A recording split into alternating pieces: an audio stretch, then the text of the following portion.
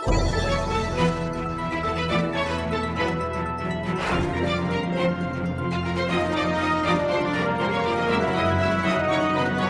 MLA గారు మాట్లాడతారు.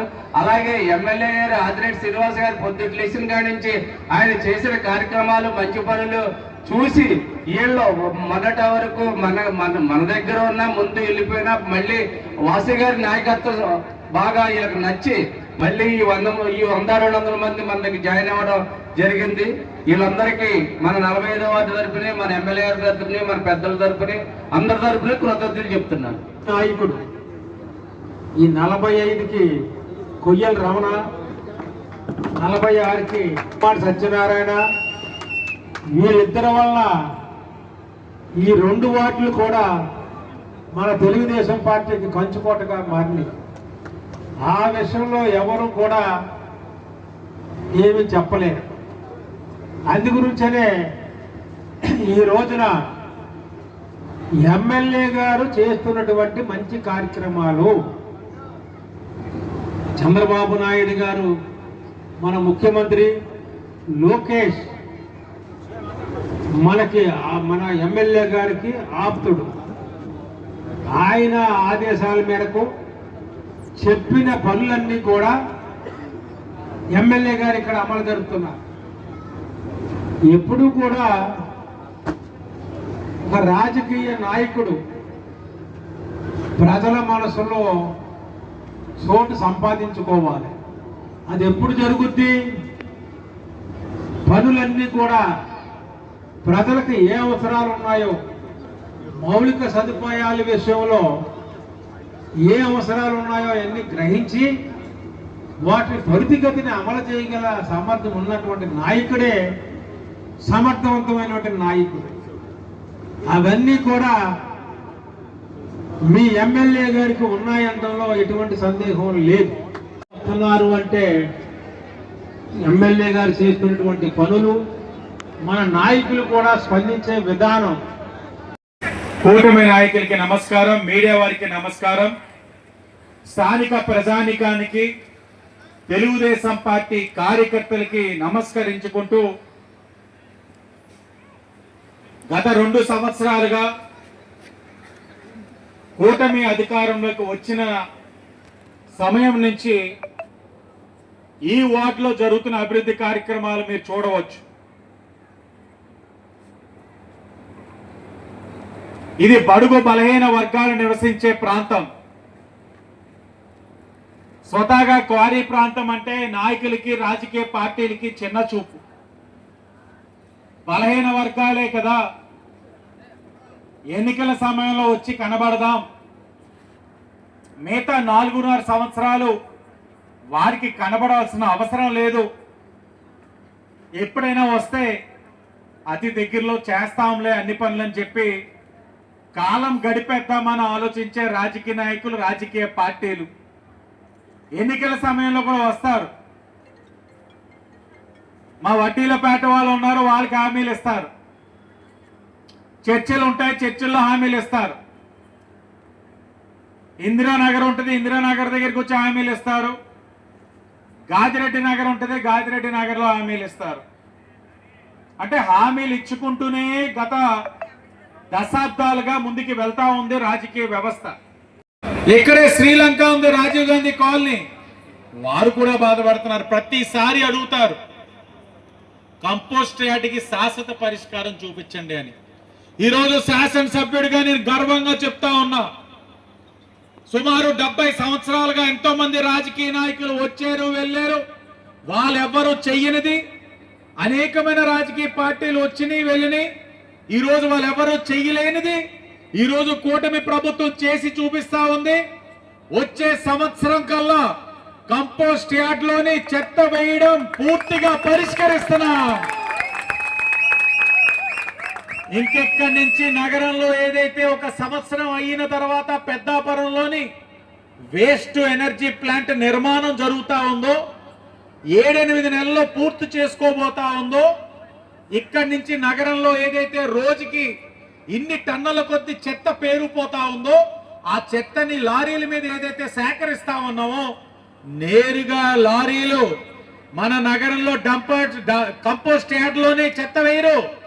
ఆ లారీలు పెద్దాపురంకే వెళ్తాయి, పెద్దాపురంలోనే ట్రీట్మెంట్ అవుతుంది. ఇంకా కంపోస్ట్ యార్డ్లోనే చెత్త వేయడం అనేది ఉండదు. శాశ్వత పరిష్కారం చూపించింది కూటమి ప్రభుత్వం అన్నది మీరందరూ చెప్పాలి. మరి ఈ సంవత్సరం లోపు ఏంటి అని అంటే, ఈ సంవత్సరం లోపు కూడా మీకు ఇబ్బందులు లేకుండా చిన్న ప్లాంట్ని అక్కడ నిర్మాణం చేసుకొని వచ్చే నెల ఆఖరికల్లా ప్లాంట్ ని నిర్మాణం చేసి ఈ సంవత్సరం పొడుగును కూడా వచ్చే దాన్ని అక్కడే ట్రీట్మెంట్ చేసి ఏ వ్యర్థాలు రాకుండా మీకు అన్నిటికీ కూడా ఈ కూటమి ప్రభుత్వం ఆలోచిస్తా ఉంది. అలాగే మరి దశాబ్దాలుగా పేరుపోయిన చెత్త, దాన్ని లెగసీ వేస్ట్ అంటాం. లక్షల టన్నుల్ని ఈ రోజు లెగసీ వేస్ట్ ని ట్రీట్మెంట్ చేయిస్తున్నాం. మీరు ఆ ప్లాంట్కి వెళ్ళి చూడండి. నిర్మాణయ్య గారు ఎట్లా సమాధానం గారు అట్లా సమాధానం గారు అందరూ కూడా వేదిక ముందు రండి. పరిష్కరించాము.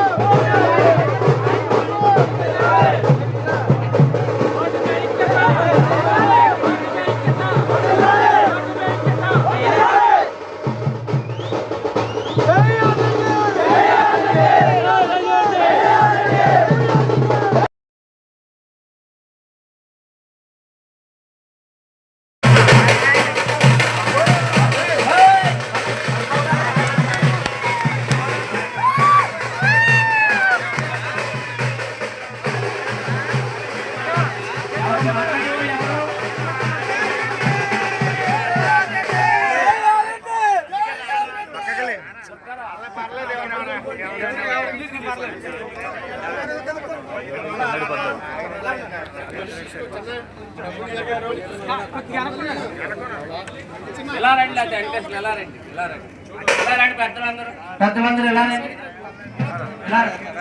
ఏరన్నా రండి, మొత్తం లైన్ గా ఉండండి. అటు కష్టం.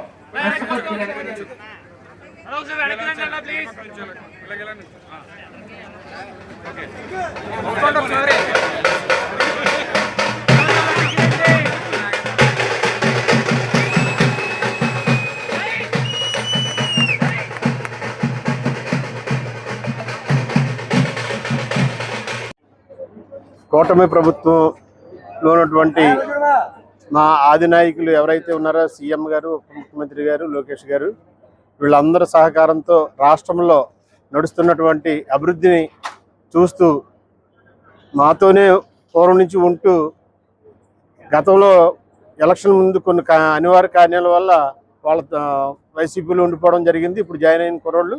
కానీ ఈ 2 సంవత్సరాలు జరుగుతున్న అభివృద్ధిని కానీ, కూటమి ప్రభుత్వం విధానాలను కానీ, అలాగే ఈ వార్డులోని ఉన్నటువంటి బలమైన నాయకత్వమైనటువంటి కొయ్యల రమణ గారి ఆధ్వర్యంలో జరుగుతున్న అభివృద్ధి పనులు ఇవన్నీ చూసి మళ్ళీ ఈ ఎవరైతే ఈ కుర్రోళ్ళందరూ ఉన్నారో వీళ్ళందరూ కూడా మనం పొరపాటు చేసామో, ఇంతకాలం మళ్ళీ ఆ ప్రభుత్వం ఆ పార్టీలో ఉండిపోయామని చెప్పేసి అని మళ్ళీ ఇవాళ ఏదైతే ఈ రాష్ట్రాన్ని యువతని ముందుకు తీసుకెళ్ళడానికి ఈ గవర్నమెంట్ ముందుకు వెళ్తుందో ఇవన్నీ నచ్చి ఈ ఇక్కడ ఉన్నటువంటి యువత అంతా కూడా 100 మందితో, అలాగే సంపత్, అలాగే ఆనంద్ ఇద్దరు నాయకత్వంలో 100 మంది ఇవాళ చేరడం జరిగినది.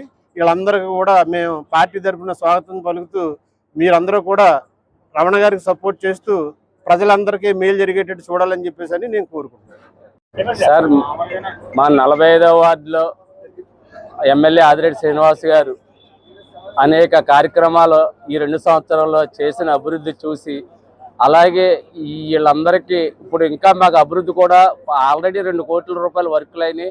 ఇంకా 1 కోటి రూపాయల వర్కులు ఇప్పుడు మొదలైనవి. అందులో మన కాంట్రాక్టర్ గారు, మన మొగ సత్యం గారు అబ్బాయి కూడా వర్క్ చేస్తున్నారు. అలా ఇంకా 3 వర్కులు అవుతున్నాయి. 3 కోటి రూపాయల వర్కులు జరుగుతున్నాయి. అలాగే మాకు కూడా ఎప్పటి నుంచో ఉన్న వాటర్ ఇబ్బంది, మా చిన్నప్పుడు మాకు చాలా బాధలు పడేవాళ్ళు. నీలకారులు పట్టుకోవటానికి గాజులు పగిలిపోయి, ఆడవాళ్ళు బిందులు పగిలిపోయి. కానీ ఈ రోజున వాటర్ ఇబ్బంది ఎంపీ పురంధేశ్వరి గారి ఆధ్వర్యంలో 95 కోట్లు పెట్టి మా కోరి స్లమ్ ఏరియా 5 వార్డులకి మాకు వాటర్ సహకారం 2 పూట్ల ఇస్తామని చెప్పి మాకు హామీ ఇవ్వడం జరిగింది ఎలక్షన్లో. దాన్ని అమలు చేశారు. అలాగే ఎంఎస్ఆర్ నగర్ అనేది ఎప్పుడూ ఒక రోడ్డు లేదు, సీసీ రోడ్డు కానీ. దానికి ఈ రోజున ఇప్పుడు 5-6 రోడ్లు అయితే ఇంకా 2-3 రోడ్లు ఉన్నాయి. అవి కూడా నెక్స్ట్ ఎమ్మెల్యే గారి దృష్టిలో పెట్టి ఆ ఎంఎస్ఆర్ నగర్ రోడ్లు కూడా వేయించడం జరుగుతుంది. అలాగే ఫస్ట్ నుంచి నాకు వెనకాలే ఉండి నా అన్నుదండ్రులు నడిపించి మా గురువు అయినా స్నేహితుడైనా మగవాడ సత్యనారాయణ గారు ప్రతిదీ నాతో పాటు సహకరించి అది ఎలా కాదు ఇది ఎలాగని, ఒకవేళ నేను ఏదైనా స్పీడ్గా మాట్లాడినా దాన్ని అర్థం చేసుకుని మళ్ళీ అలా కదండి అని చెప్పి మా గురువు లాంటి సత్యనారాయణ గారికి కూడా కృతజ్ఞతలు చెప్తారు.